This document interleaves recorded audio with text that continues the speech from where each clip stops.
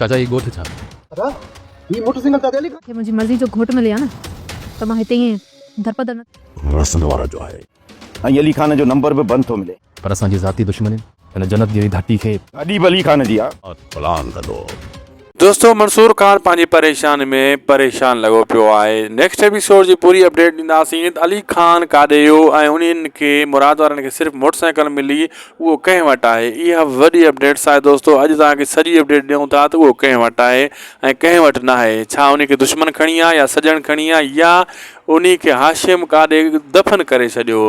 हिन वीडियो खे आख़िर ताईं ॾिसंदा लाइक ऐं शायदि ख़ुशि विला खे सब्सक्राइब ऐं शेयर ज़रूरु कंदा ऐं टिकटॉक ID खे बि फॉलो कंदा। हीअ वीडियो अगरि टिकटॉक ते तव्हां ॾिसी रहिया आहियो त दोस्तों मां ॿुधाईंदो हलां त जीअं हाशिम वार करे हलियो वेंदो अली खान जे मथां त उते जेको आहे न कुझु अहिड़ा माण्हू अची वेंदा आहिनि, दोस्त हूंदा आहिनि अली खान वारनि जा, ऐं उहे जेको आहे खणी वेंदा आहिनि हिकु साइड ऐं इलाजु कंदा आहिनि अली खान जो ऐं उन खे फ़िलहालु हिकु साइड करे छॾींदा आहिनि ऐं पोइ हिन खे ॿुधाईंदा बि न आहिनि। मुराद वारनि खे ख़बर न पवंदी आहे, सिर्फ़ु मोटरसाइकिल हिन लाइ छॾी वेंदा आहिनि जीअं अॻियां खे ख़बर पवे त हीअ हिते आहे।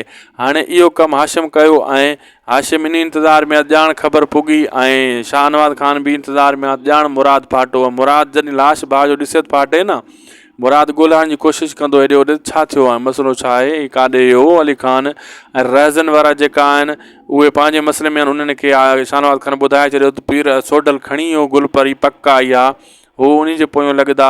हाणे उहो उन जे कंध में खून पवंदो। अली खान वारो शाहनवाज़ खान वॾी गेम खेॾे चुको आहे।